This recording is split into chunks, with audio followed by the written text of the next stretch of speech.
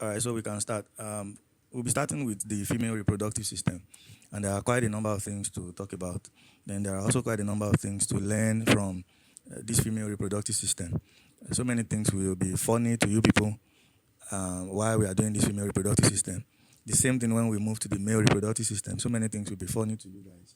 But the interesting thing is that you people are health professionals, so I don't think so many things should be funny to you because there is nothing you have not seen nor heard before.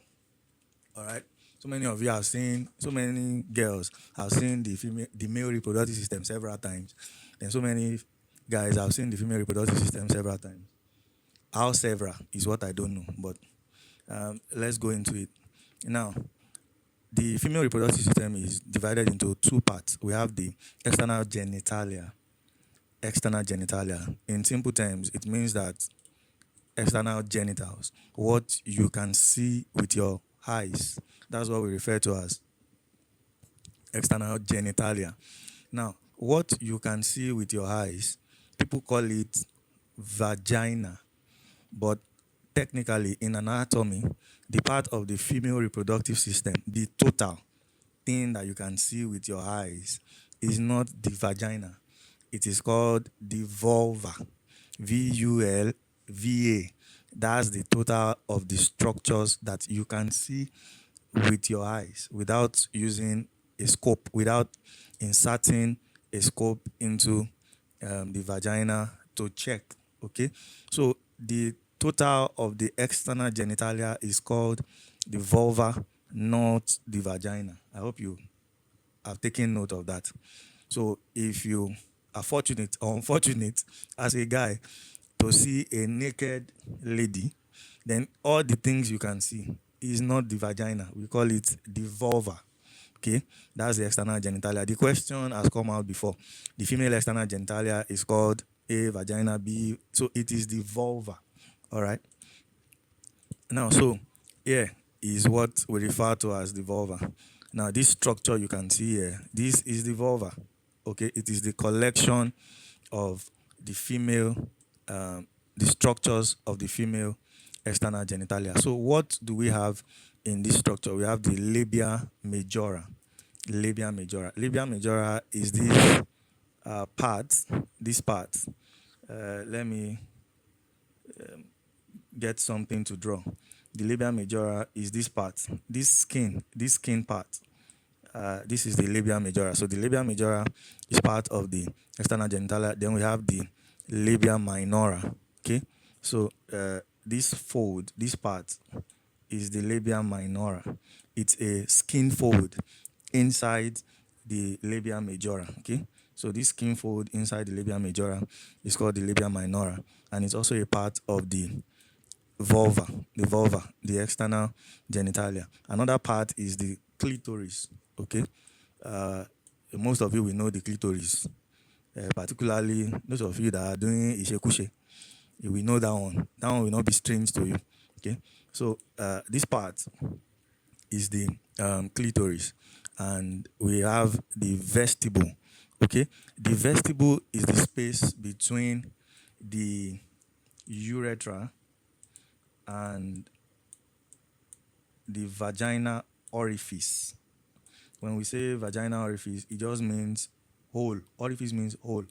Now, so this is the urethra. You know, women have two openings on their vulva. The one that urine passes out through, okay? This orifice is the urethra, and this orifice is the vagina opening. Okay, are we on the same page? Now, the space between the urethra and the vagina opening is called vestibule. So this is the space. The space here is vestibule. The space between the vagina opening and the urethra is called the vestibule. So it's not strange to you that women have two openings. The urethra, that's where the urine comes out from. Then the vagina orifice.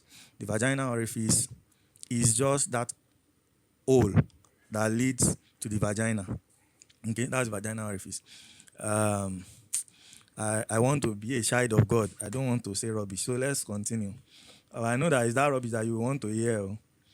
Well, I refuse the temptation. Okay, so the vestibule is that space, is also part of the external genitalia. Then we have the vagina orifice, the vagina hole, hole now, EO. That's what we mean by orifice.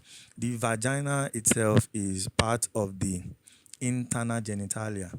Okay, it's part of the internal genitalia. If you see the internal genitalia here, the vagina is part of the internal genitalia, but the hole that receives the penis, the hole from which the baby comes out from, is the vagina orifice, and it's also part of the external genitalia. Another thing that is part of the external genitalia is the hymen. Who knows what the hymen is? Anybody that has an idea, you can unmute to tell us. If you have an idea of what the hymen means, you can tell us. You can unmute. Oh. You are free. If your side is not noisy, but if it's noisy, don't unmute. But I need someone to tell us what the hymen means, if you know the hymen. Anybody that knows the hymen? Anybody?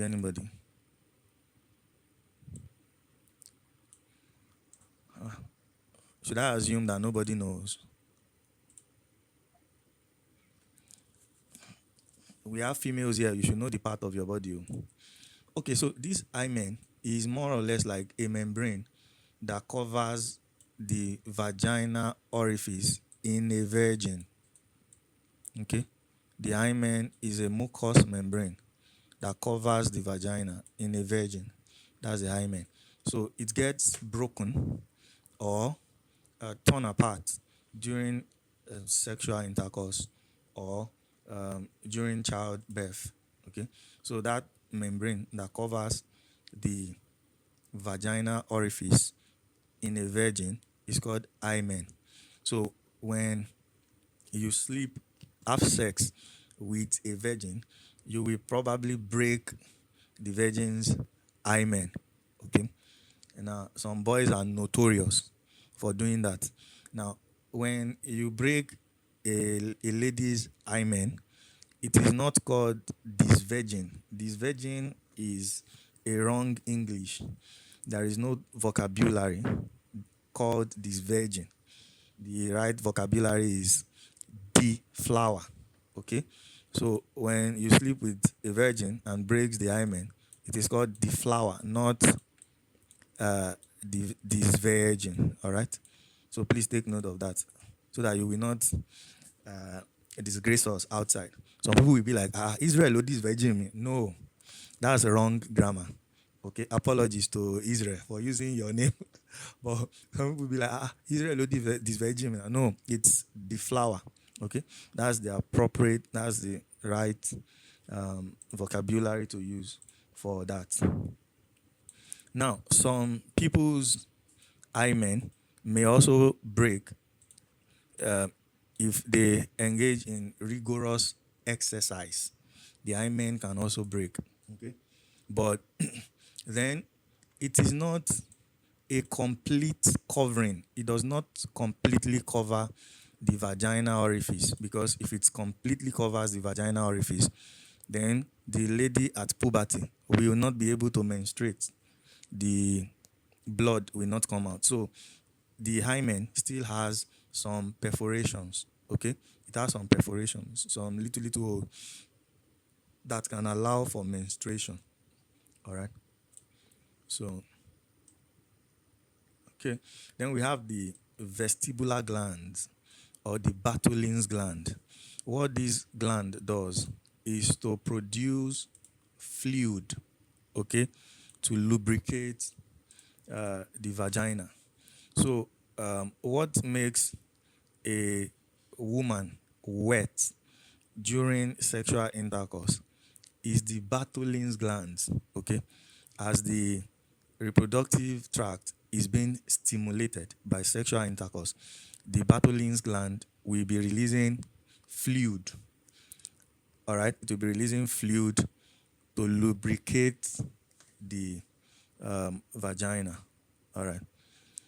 So, what's the function of the external genitalia? Is to protect the internal genitalia and to lubricate it via Bartholin's glands. All right. So if a girl says I'm wet, what the person is saying in essence is that my Bartholin's gland is producing fluid. Okay, it's producing fluid. This is one aspect that pharmacy technicians always want me to teach. Anytime there's national exam, like, in fact, there was a set. I think the set of success. I don't know if your set met that their set. They asked me to take reproductive system 3 times. I think I took it 3 times before their exam because they were always finding that's the only night class that they don't sleep. They will be so awake when we are the night we discussed reproductive system, both female and male. I think we all didn't sleep until around 2, 3. Nobody was sleeping. Ordinarily, they would have slept if you are discussing any other topic, but this time around they don't sleep. So the largest fold of skin that you can see on the vagina that I showed you on the vulva, rather, this large fold of skin is what we call the labia majora, like I said, and it's just folds of. It contains fibrous tissue, fat. If you touch it, you will see that there is fat. Okay, it's fatty in nature, and it's just a large fold of skin that contains fat and fibrous tissue. Then it also has the sebaceous gland and sweat glands. So it can produce sweat. All right. So for those of you that give head, there's probability that you're also swallowing sweat. Okay, because even the labia minora also has sweat glands. All right. So for those people that go under women with their mouth, their packing is more or less like you are licking somebody's face.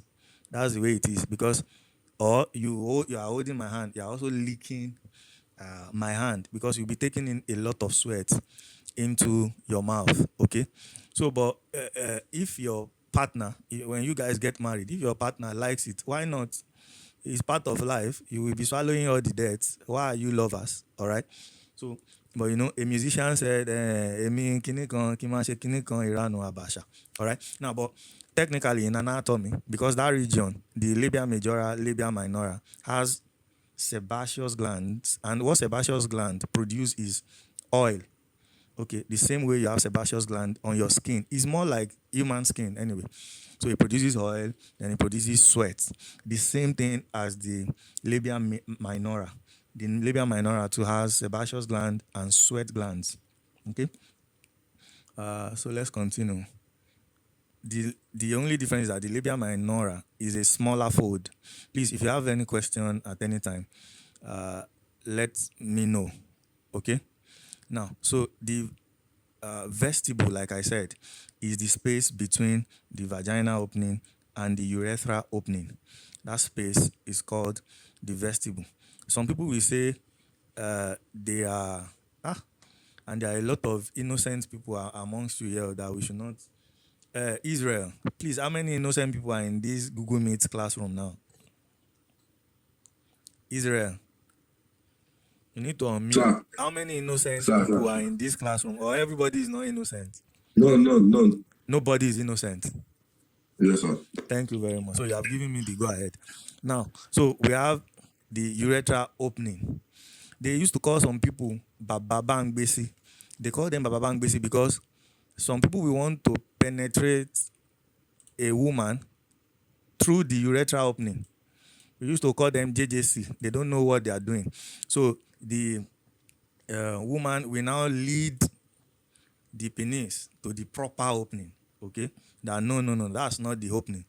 This is the opening. Okay? But for some very bad boys, they don't need to be led by the woman to the proper opening.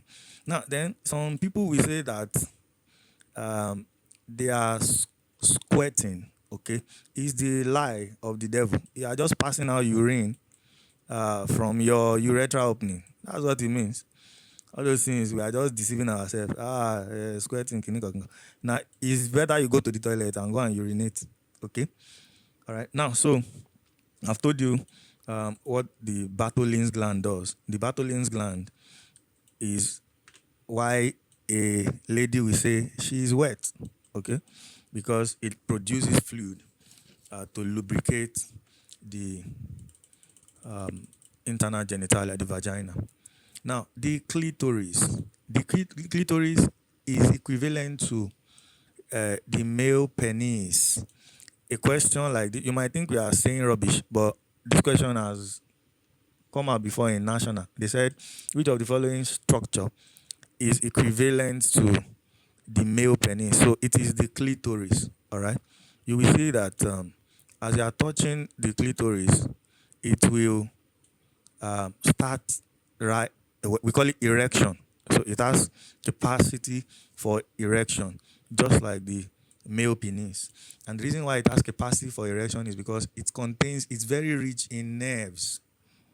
All right, it's very rich in nerves. So very rich in nerves. So that's why it can also be erected, or it can also be erect. Sorry. Like I hope I'm calling is not in this class. I'm saying some very bad grammar. Okay, so the clitoris on stimulation can also be erect, like the penis. So the clitoris is the equivalent of penis in the female. Some people that have very big clitoris might be mistaken for hermaphrodites. They will say they have both boy and girl feature, because when the clitoris is very big on stimulation, it also becomes erect. All right. So, and it becomes erect because it contains nerve. And you know that nerve is what makes us feel pleasure. Okay. So, when you are stimulating that region, the female will begin to feel pleasure. Now, they, for how many of you know what they call genital mutilation or what they call circumcision? Now, the WHO has said that they should stop circumcising a girl, okay? Because in those days, our parent, our great great grandparent, we remove some skin from this clitoris. And the reason why they are removing some skin from the clitoris is to remove some nerves, so that that woman will be less sensitive and the woman will not be promiscuous. That's the reason why they were doing it blindly. Okay. But the WHO has said, do not circumcise a girl again. Okay. Now, so you leave the clitoris and its foreskin. Because our parents then they will just try to cut some parts to remove the nerves. So that woman may not be sensitive when he or she is having sex, but it's now wrong. We don't call it circumcision again. We call it genital mutilation.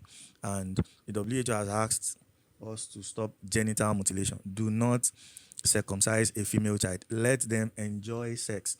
Because the reason why our gay grandparents do it is because they believe if any man just touch you small like this, your body will be moved. Bad grammar. Your body will move. Okay, so that's why they say, that's why they do that circumcision. But the WHO is saying, leave the girl child. The girl child should have the right to enjoy sexual life to the maximum. Okay, do not circumcise. Do not remove the skin from the clitoris. Let the person be sexually sensitive. So I don't know.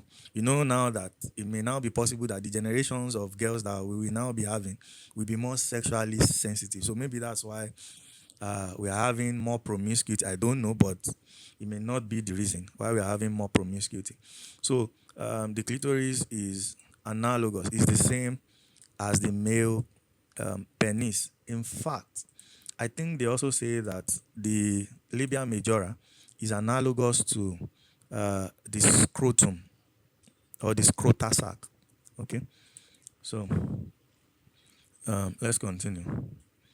I've told you what the Bartholin's gland does, also called vestibular gland. It secretes mucus to lubricate and moisten the vagina. And this is what they call, if they say, what turns you on? Okay, this is what they mean by what turns you on. It is Bartholin's gland that turns, well, it's not Bartholin's gland that turns you on, but it's Bartholin's gland that does the job of lubrication. Okay, so let's move. Yes, there's also the perineum. The perineum is the space between the vaginal opening and the anus. See, this vagina opening and the anus, the space between it, this space, is called the perineum. Are we on the same page? The space is called the perineum. Now, one of the disadvantages of anal sex, if you are allowing a guy penetrate your anus as a girl, you have the tendency of losing your perineum. Okay, so try as much as possible not to engage in anal intercourse. You know, we are not only learning anatomy, we are also learning the things of life. So this is your anus, then this is the vagina opening. Some guys will not be satisfied. They will come from here to the anus. Okay. Now, the disadvantage is that the anus, being the terminal part of the GIT, has plenty bacteria. Okay. So don't mind my spelling. So a guy that goes from here to here may cause you serious infection. And that's not just only the complication. Another complication is that if a guy keeps going here, then this perineum, you may lose your perineum. So what we are saying is that the anus will now open to the vagina. And that's what we call, I think it's called fistula. I don't know if I'm totally right, but you can check. So if you regularly keep having anal sex, okay, the space between the perineum will start reducing, which is the space between the vagina orifice and the anal orifice. Eventually, if you keep having it, the vagina orifice will now open to the anal orifice. So we call it fistula. The implication of that is that your feces, igbe, will be coming out from both your anal orifice and your vagina. Then that's a serious problem. Okay? So even when you marry and your husband is ogba, and your husband says he's tired of your vagina orifice, tell him you will not cover me. I don't want fistula. All right. So we have covered all the aspect of external genitalia. Like I said, the external genitalia is what we can see, and it is collectively called vulva. Okay? The external genitalia is collectively called vulva. Now, the internal genitalia is what we cannot see. So let's go there. Please give me 20 seconds. Let me get water. I need to drink.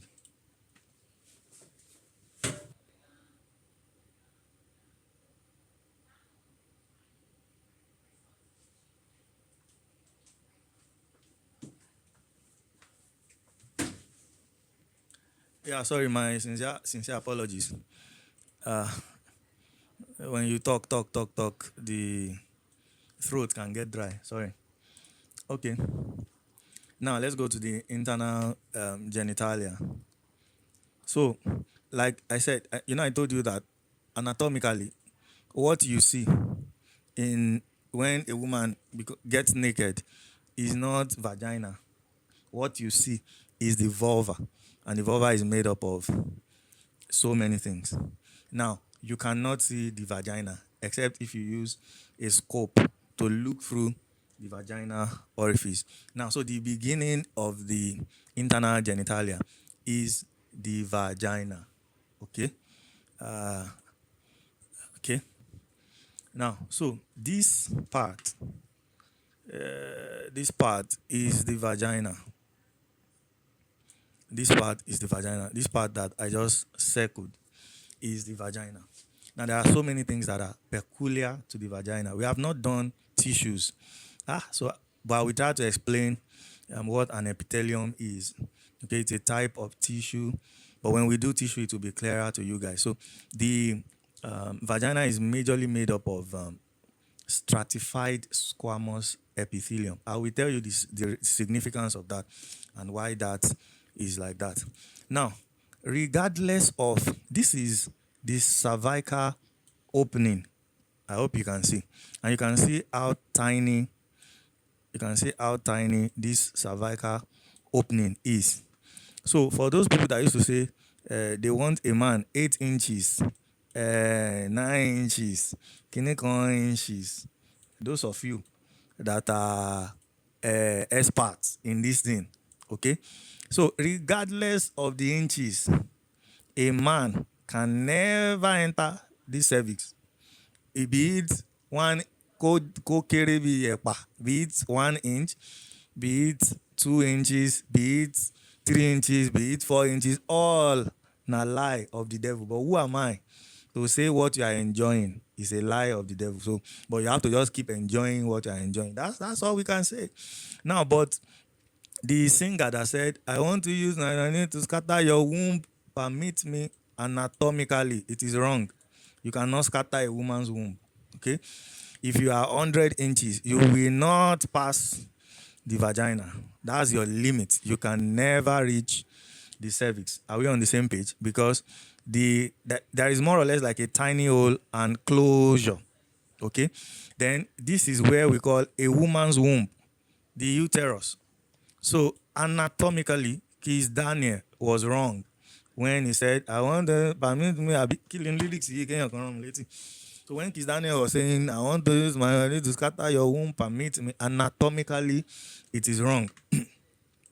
There is no inches that can reach a woman's womb. The cervical horse here is more like a protection from any form of danger, including penile danger. Okay? By penile danger, I mean danger from the penis. Okay, so nothing can happen to your womb. So do not be scared, please. Whatever you are seeing, it cannot pass that vagina. Some people say, in there for me. It's a lie. Nothing can reach your esophagus. It's not even passing the vagina. Talk less of the esophagus. Okay? So regardless of the inches, nothing passes the vagina. It does not even get to the cervix. And that's why when people go for antenatal, they encourage the wife to allow sex, particularly when it starts getting to the third trimester. They encourage the wife to allow sex. One of the fear of women is that they will say, go lọ pa ọmọ mi or something, that my unborn child may be harmed or hurt. But that is not the truth. Okay? Regardless of what you are swallowing, it cannot pass that vaginal orifice. Now, so God, in his mercies, made this vagina such that it is made of stratified squamous epithelium. You see, anywhere that you find this stratified squamous epithelium, it means that that place will be subjected to friction. As in, it will be subjected to friction. So God made the vagina for friction, because God knows that you people, you will be doing a lot of friction. Okay, so he had to put stratified squamous epithelium in the vagina, just like the skin too, because most of the time the skin is subject to a lot of friction. Okay, so the skin also too has stratified squamous epithelium. So what happens is that when one layer goes off, another layer comes up again.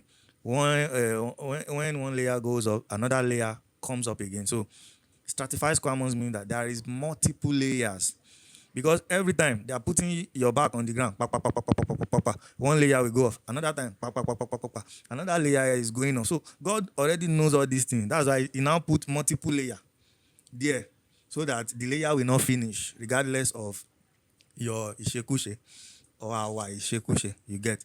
So there is multiple layer there. It's stratified. Stratified means that it's like a block. When you are building a fence or a wall, you put multiple layer of blocks, particularly a very high fence. You put multiple layer of blocks. So as the penis is doing friction, it will fall some blocks, but some blocks are still there. Because if God did not put this stratified squamous epithelium, if you put simple epithelium, most women would have finished, as in they would have finished. All right. So I'm saying all this to make you understand these anatomical terms. All right, because sometimes it can be difficult to memorize, but when it is fun like this, at least you will remember and stratified squamous epithelium. And if you don't remember, then that's village people. So it is well. All right. Now, so what is or what are the functions of the vagina? Sexual intercourse. Sexual intercourse. That's the number one function. It doesn't really have many functions like that. That's the number one function. You will see that what's the name of this man? Used to say it. Uh, what's the name of this prophet for this social media? I've forgotten his name. I used to say rubbish. Abba Solomon. Oba Solomon, thank you, Israel. So he used to say, "What's the essence of the vagina?" He used to pa pa pa pa. He says it every time. Now bring your clinic and let's do it. But of course, sexual intercourse, but some decency too is important. All right, some decency is vital. Some level of decency is also vital. Jokes apart, okay. Now, then another thing is that it serves as a canal for the baby to come out. Okay, so that's that. But in reproduction, these are just the two functions, and the major one is just sexual intercourse. Then it has three layers. There is the outer layer of areolar tissue, middle layer of smooth muscle, then the inner layer of stratified squamous epithelium. This smooth muscle is the reason why the vagina can take any size because it will expand because of the smooth muscle. It will expand to take whatever it is that it wants to take. Now, another thing to note is that the vagina does not produce any fluid, but the surface is kept moist by secretions from the cervix. Okay. Now, also between puberty and menopause, there is this normal flora. We call it normal flora. This bacterium, Lactobacillus acidophilus. This Lactobacillus acidophilus secretes lactic acid, and the essence of the lactic acid is to maintain the pH.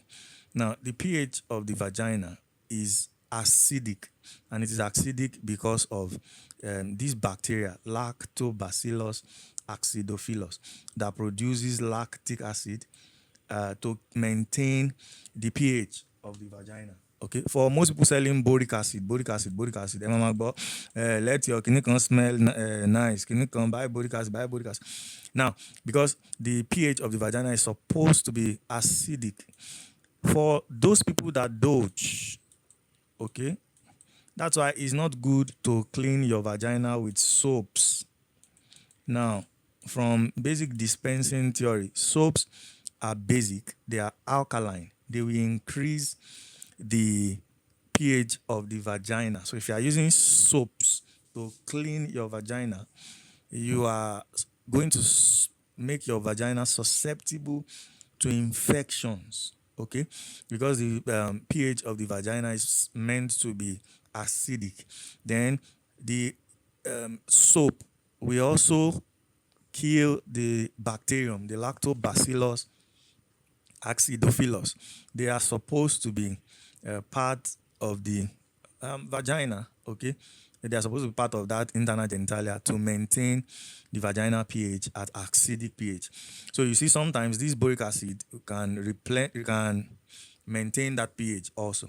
So dosing is bad for this normal bacteria that is in the vagina. Okay, then washing the vagina with soaps is also bad because it will kill and eliminate these bacteria.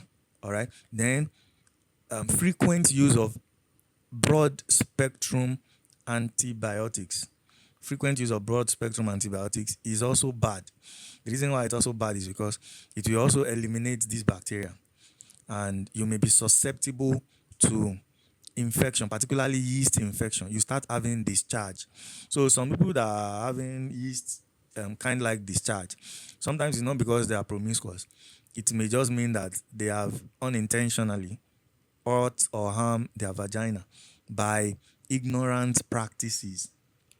So that's why you see that some pessaries have Lactobacillus acidophilus. And I know you still remember what pessaries are now. So what are pessaries? Let's do little BD thing. What are pessaries? I don't know. I think maybe your HOD or Farm Femi, they are also doing good job when it comes to basic dispensing theory. So you should know what pessaries are. Israel, what is a pessary?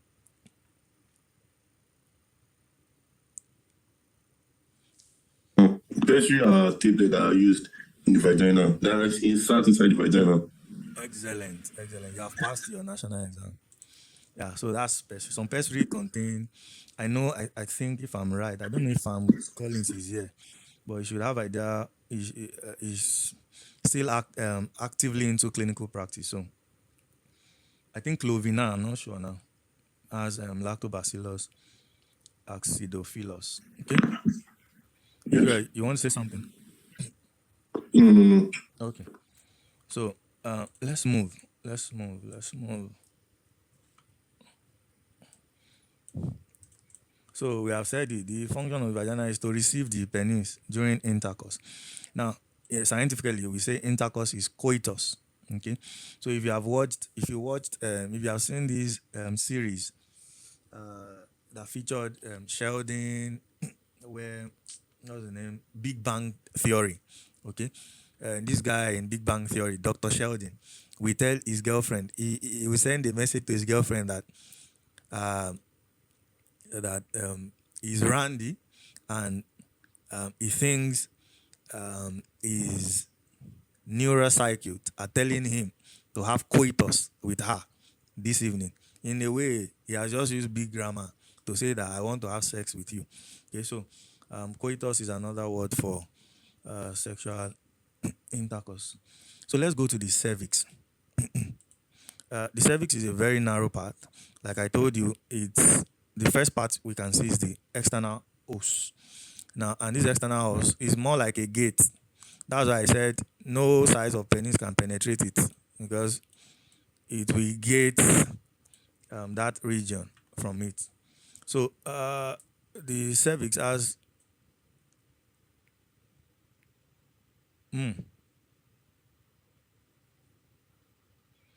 sorry, these layers are not for the cervix.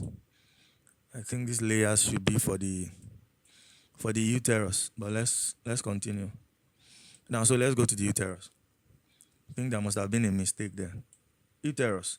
The uterus is what we refer to as the womb.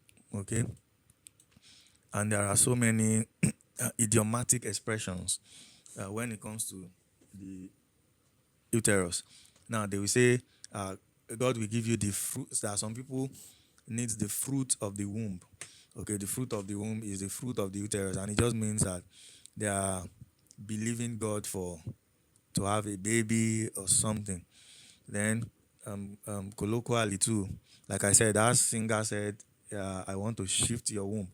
The womb is the uterus. The womb is the uterus.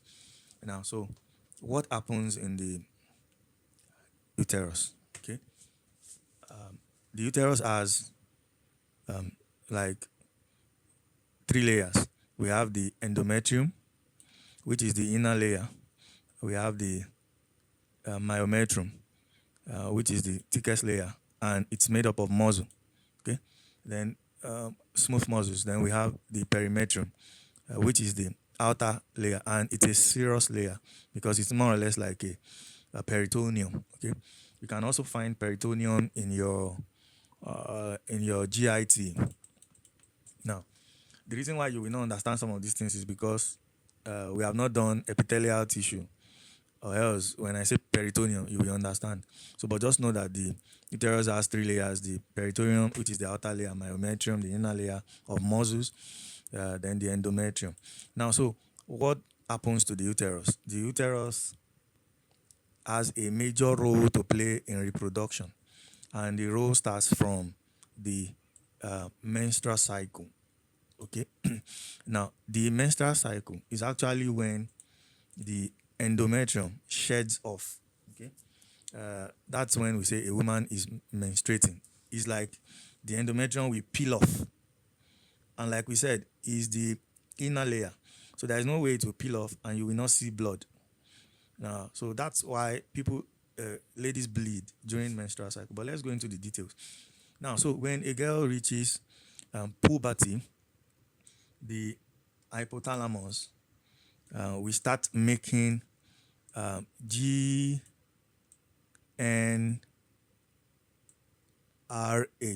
Sorry, let me clean up this. The hypothalamus will make GnRH or what we call LHRH. So who remembers what these two are? Who remembers what these two are? Or the meaning? Who can tell us the meaning?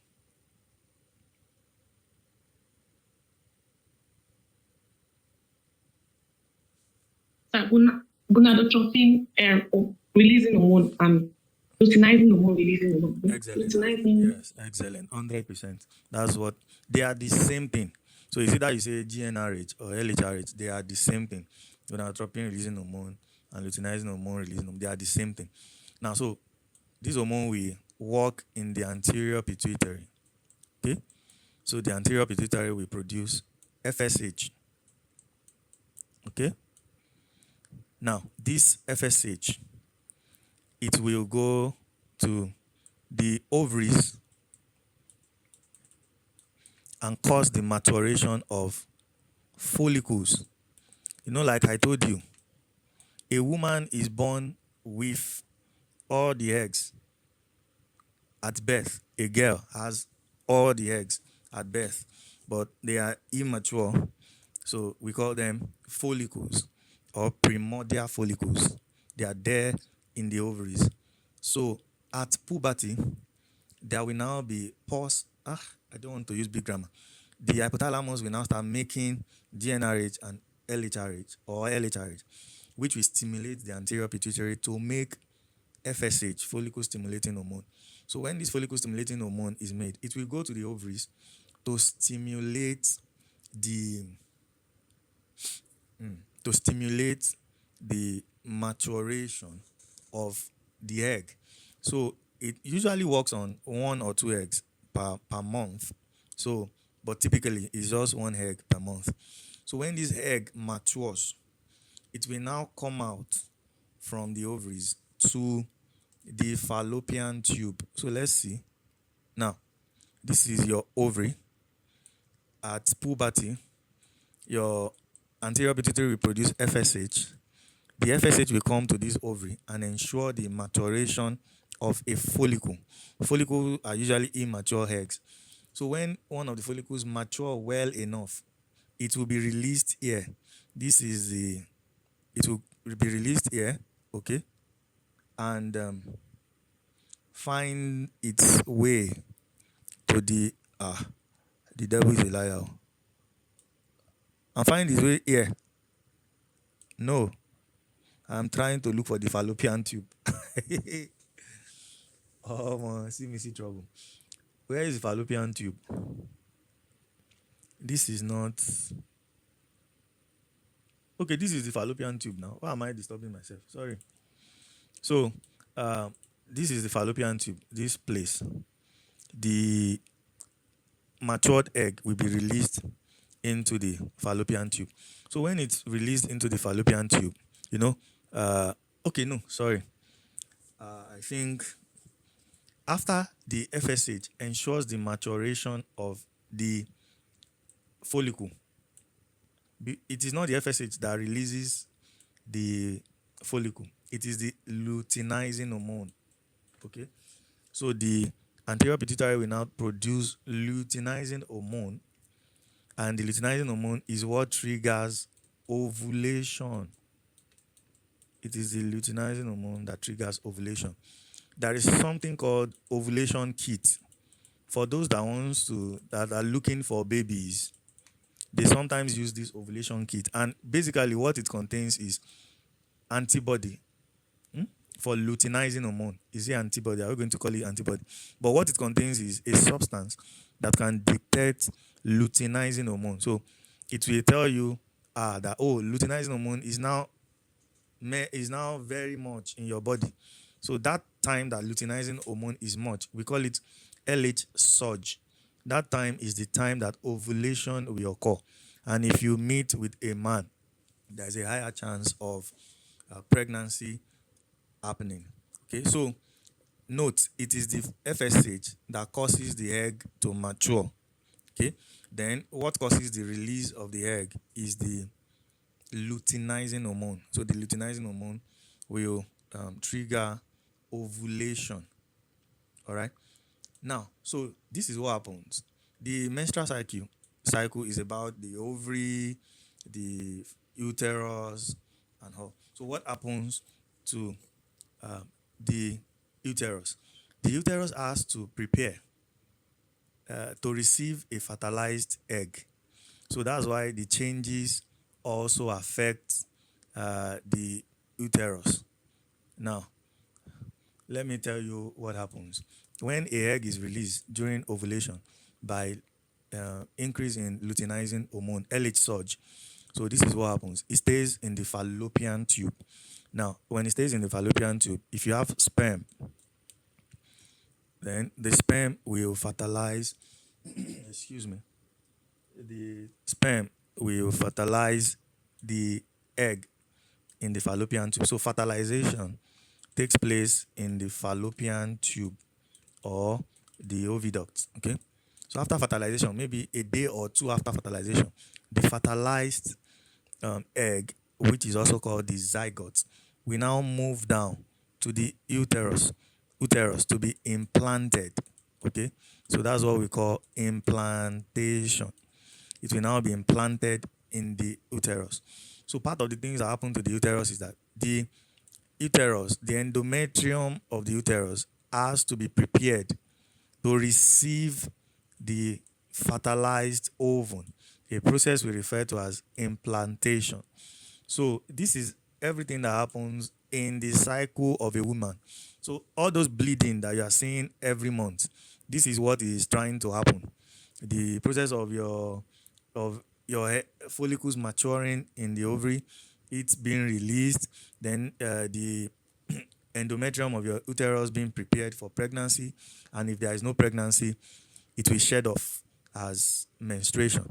So on the average, the menstrual cycle is 26 to 30 days. In some people, it can be shorter, and in some people, it can be longer.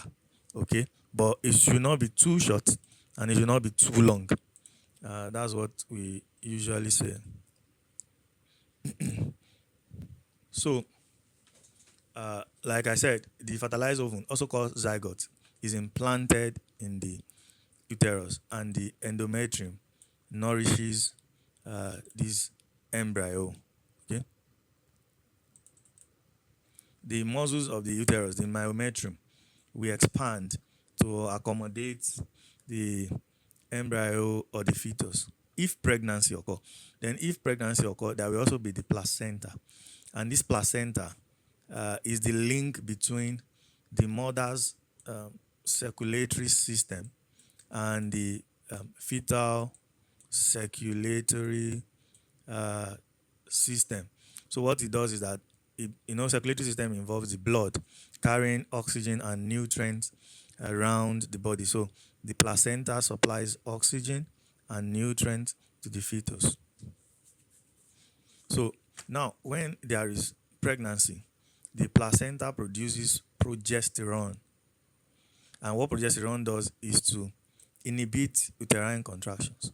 But when the pregnant mother gets to 9 months, estrogen is produced. And what estrogen does is to facilitate uterine contraction.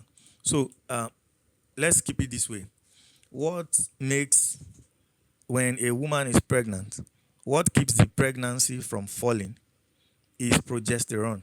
Okay, that's why when some people have threatened cases of maybe threatened abortion, they can give progesterone injection, because progesterone ensures that the pregnancy does not fall. Okay, it keeps the pregnancy, it inhibits unnecessary uterine contraction. Then the estrogen, when a woman gets to 9 months, ensures that there is uterine contraction. Then this uterine contraction there are afferents, there are nerves in the uterus that send signals to the brain stem. Don't worry, when we do the central nervous system, you understand the brain stem. That sends signals to the brain stem. Then the brain stem now send signals to the hypothalamus. And the hypothalamus will now produce oxytocin, which will cause labor contractions.